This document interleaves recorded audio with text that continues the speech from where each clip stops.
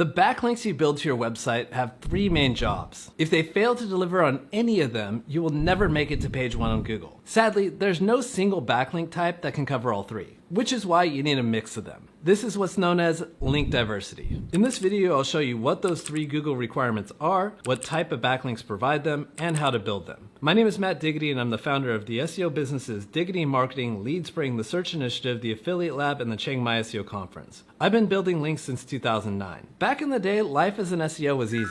I was ranking sites in competitive niches with just article directory links, where all I had to do was submit a 100-word article to Easing Articles and they'd give me a link. And that was enough to get to the top of Google. But that's not the case anymore. Now, if you want to rank on Google, you need a diverse backlink profile that sends three types of signals. The first signal is relevance. No matter how smart you think Google is, it's still a machine. It can't understand words the way we do. Instead, it relies on clues to determine the topic of a page. And link relevance is one of these clues. Here's how it works. Let's say you have a page about protein powder. If you have links from other pages about protein powder, Google will be like, this page is probably about protein powder too. And the more relevant links you get, the more confident Google will be about the topic of your page and the higher you will rank. The second signal is trust. Let me ask you this. Would you trust someone you just met with your money? I sure hope not. Now, what if someone you trust vouched for that person? You'd be a lot more likely to trust them, right? Google works in a similar way. They have something called seed sites, which are sites that are manually curated and marked as high quality. Think of websites like the New York Times, Healthline, Forbes, IBM, etc. And the best way to earn Google's trust is to get links from these sites, or at least from a website that has a link from one of them. Now, don't get me wrong. I'm not saying that you must get a link from the New York Times to be successful on Google, but it sure helps, especially since Google is now all about experience, expertise, authoritativeness, and trustworthiness, also known as EEAT. And according to Google representatives, EEAT signals are largely based on links, the Washington Post being an example. Today, the most common industry-accepted measure of trust is Ahrefs Domain Rating, or DR. It's a 0 to 100 score that measures the backlink strength and authority of a website.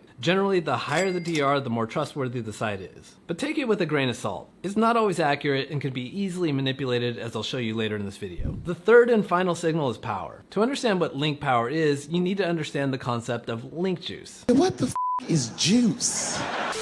Think of your page as a container. Backlinks and internal links funnel juice into the container, and outbound links let the juice out. Now, when you're building links, your job is to get as much juice as possible into your own container. This means that you need links from pages that have a lot of external and internal links with only a few outbound links. These are what I would call powerful links. Obviously, the more powerful links you have, the higher your page will rank, so it's important to get them. So in summary, you need relevance, trust, and power from your link profile. In this video, I'll share with you a set of essential links that provide each of these three signals. Also, make sure to stick around for the last one. It's a bit controversial, but if done right, it's incredibly powerful. But before getting into the first link type, I wanted to toss you an invite to my free SEO training masterclass. It goes over everything I'm doing today in 2023 to get websites to the top of Google. Sign up by using the link in the pinned comment. Now let's get to it. The first link type we have today is digital PR. If you're not familiar with digital PR, it's the process of creating interesting studies, then reaching out to journalists to earn valuable backlinks from high authority websites like Forbes, Entrepreneur, and Huffington Post. For example, I surveyed 6,375 people to find out which tech companies they believe were having the biggest impact on society in the 21st century. This article earned me this beautiful DR94 New York Times link in addition to dozens of other bangers. Digital PR links score 4 out of 5 on Power because they come from high DR sites with lots of internal links. They score a maximum 5 out of 5 on Trust because many of these publications are seed sites that Google manually curated and trusts. But they only score 2 out of 5 on relevancy. But between me and you, the SEO industry overhypes relevance. As mentioned before, you need relevant links such that Google understands the topic of your page. But once you have enough, you want to focus on building powerful and trusted links that can actually move the needle. I mean, are you really going to turn down a link from the New York freaking Times because it's not a kayaking website like yours? Creating data-driven studies like the one I showed you isn't hard. The real challenge is getting your article in front of the right journalists and making sure it resonates with them. That's why the best approach to getting digital PR links is to do it backwards. Start by finding journalists who are interested in a specific topic and then create a data-driven article that you know they'll love. That said, if you'd like to outsource your digital PR, I couldn't recommend Ferry and the geniuses over at Search Intelligence more. They've taken over on all my digital PR campaigns. The second link type that I want to share with you today is guest posting. Guest posts are when you contact a website in your industry and offer to write an article for them in exchange for a link to your website. They're the most popular link building technique because they're relatively easy to do and they work. Guest posts score 3 out of 5 on Power because you get links from from brand new pages that don't yet have any external links pointing to them. So the only power they have comes from the authority of the website itself and the internal links. But they score 4 out of 5 on trust because you get to choose who you write for and you can avoid any sketchy websites. Like this guest post I got on Zapier, a DR91 website. Lastly, they score a maximum 5 out of 5 on relevancy because you get to control the relevancy of the website you're writing for, the topic of your article, and even the sentence your link is placed in.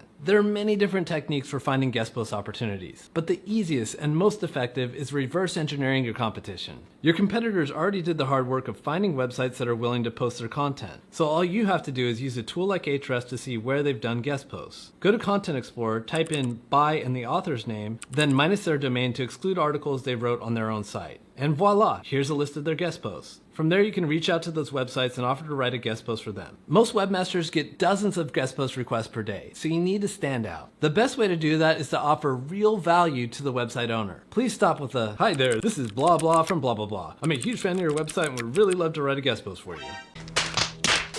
I just threw up in my mouth. Your pitch should be about how you can help them, not what you want. So here's a few creative ways to offer real value. The first way is what I call the free traffic technique. You start by finding articles that their weaker competition is getting traffic for, but they're not. Then you offer to write and optimize one of these articles for them. You're offering them free SEO services. Who doesn't like that? This technique alone increased the number of links I get from my guest post campaigns by 64%. The second way is the 2-for-1 technique. You simply contact the webmaster and offer to sneak a link to them on another guest post you're writing if they post your guest post on their website. Think of it as a link exchange IOU. For more techniques like this, make sure to watch my guest posting on steroids video after you finish up here. Before I get to my next essential link type, which is actually the link that can have the biggest impact on your rankings, I want to discuss 2 very important topics. The first one is link farms, which are websites that exist for only one reason: selling lots and lots of links. Let me tell you why this is really bad. First off, when a website has a lot of outbound links, as you know, its links start to lose a lot of value. It's called link dilution, and it's a very real thing. Most of the time, Google just ignores these links, so you're basically wasting your time and money. Second, these websites are usually full of low quality content and Google can easily detect that. And if you have many links from low quality sites, you'll be putting yourself at risk of a Google penalty. So please stay away from link farms. I recommend sticking to websites that have solid traffic. A study by Ahrefs showed that only 9% of the internet has traffic. This shows you that Google is very careful with who they rank and trust. And if Google is trusting these websites, then you can trust their backlinks. Time for a callback. The second topic I want to talk about is Ahrefs DR manipulation. Most people see a high DR website and be like, "Oh my god, this is exactly what I needed. I need links from websites with high DR." but what they don't realize is that a lot of shady webmasters are taking advantage of Ahrefs' algorithm. Take a look at this website, for example. That's a DR64 site. A link from it should be pretty good, right? When you dig into their backlink profile, you'll see hundreds of do-follow links from Google and Pinterest. Those links give zero link juice, and they're only good for inflating the DR metric so the website owner can charge you more money for the guest post. Those are just 2 of the many things you should be aware of when you're building links. So please, before you go out and spend your hard-earned money on useless links, go watch my link vetting webinar after you finish this video. Next, we have link insertions. Link insertion is when you contact a website owner and ask if they can link to your website from an existing article. They score 5 out of 5 on power because you get links from pages that have tons of backlinks and authority, which can give you a really good ranking boost. They score 3 out of 5 on trust because they don't look supernatural in Google's eyes. You see, adding a link to an existing article is not a common thing that happens in the natural course of the internet. Most links are created in new posts, so you can't blame Google for being a bit skeptical if your entire link profile is full of these. So make sure you're building other link types. That said, they do score 4 out of 5 on relevance because you get to cherry pick the articles and the websites you get the links from. You build link insertions the same way you build guest posts, by reaching out to website owners and making them an offer they can't refuse. However, there's a few special techniques that can help you get more. The first one is to contact a webmaster and offer to rewrite one of their old articles for free. For example, let's say I want to get a link from Healthline. In this case, I'd Google site:healthline.com in title 2021. This will give me a list of all articles that have 2021 in their title, meaning that those articles are outdated and could use a refresh. I would then reach out to them and offer to rewrite those articles for free. The second link insertion technique is broken link building. In case you don't know, broken link building is when you reach out to webmasters and let them know that one of their articles is linking to a 404 page, which is bad for SEO. You then suggest your own article as a replacement. This technique used to be really popular a few years back, but nowadays most link builders don't get any results with it. But that's only because they're doing it dead wrong. When you're building links, you need to think like a webmaster. Webmasters don't care if one of their old ass articles has a broken link, but they care a lot if the broken link is on a new page that has eyeballs on it. Here's how you can find broken link opportunities using Ahrefs. Type in your competitor's website in Site Explorer and navigate to the Best by Links tab. Then set up the HTTP filter to 404 not found. This will bring up a list of all broken pages on your competitor's website ordered by how many domains link to them. To the right of each page, you will find the number of do follow links pointing to it. Click on that number, then filter by first seen. This will show you all the articles linking to this broken page with the most recent links at the top. Now all you need to do is contact these webmasters and let them know that their new article is linking to a page that doesn't exist anymore and offer your article as a replacement. The next link type we have is HARO. HARO stands for Help a Reporter Out, and it's a platform that connects journalists with subject matter experts who they use for quotes in their articles. And when they use your quote, they'll give you a link. You see, reporters need to produce 3 to 6 articles every single day, and they can't possibly do all the research themselves, so they rely on platforms like HARO to get quotes and data from experts in the different fields. And that's where you come in. By signing up for HARO, you can get daily emails with different topics that reporters are looking for quotes on. All you have to do is answer their questions and provide your expert opinion. And if the reporter likes your answer, they're going to include your quote in their article and link back to your website. I like it.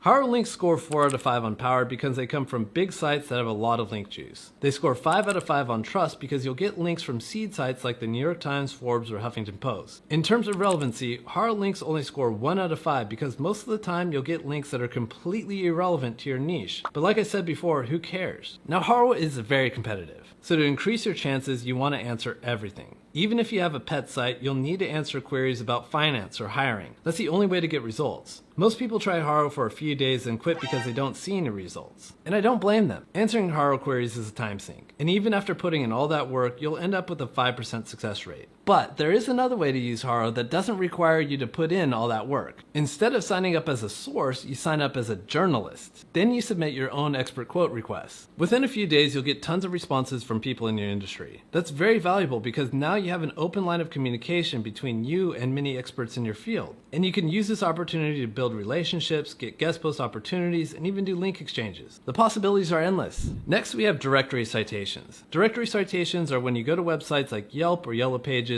and you add your business to their directory. Business citations score 1 out of 5 on power because there are no follow links. This means that directory links don't pass any link juice, so they won't help you rank. However, they score 4 out of 5 on trust because most of these online directories have been around for a very long time and they have earned the trust of Google, and most real businesses have these links. And finally, they score 2 out of 5 on relevancy because most directories are very broad and they accept any type of business. In one directory, you might see an aquarium store next to a law firm. Citations work really well for new sites because they're free, and they're what we call foundational links, which you should start out with. Okay, now fair warning. The link we're about to discuss is not a white hat link, but it's the most powerful link you can get. I'm talking about PBN links. PBN stands for Private Blog Network, and it's simply a website that's specially set up to send powerful links to your money pages. They score 5 out of 5 on power because the links come from the homepage of a high authority website, so you get a lot of link juice that can really boost your position in Google. In terms of trust, PBN links only score 1 out of 5 because it's really rare to get links from the homepage of a website, so it doesn't look natural, and that's why you can't do too many of these. Finally, they score a 3 out of 5 on relevancy because while you get to control the anchor text, most of the time the PBN might be in a completely different niche. PBNs can give us strong ranking boost. Just look at how fast this 2,400 search volume keyword went from 6th to the 1st position right after I sent a PBN link. However, you must be careful when using them. PBNs are a gray hat technique that can get you into trouble with Google if they're built incorrectly. That's why it's better to leave it to the professionals. My favorite PBN provider is RankClub.io. They really know what they're doing, and I wouldn't trust anyone else with my PBN links. I left a link to their website in the description below. Thanks for watching. Make sure to subscribe for more videos just like this one.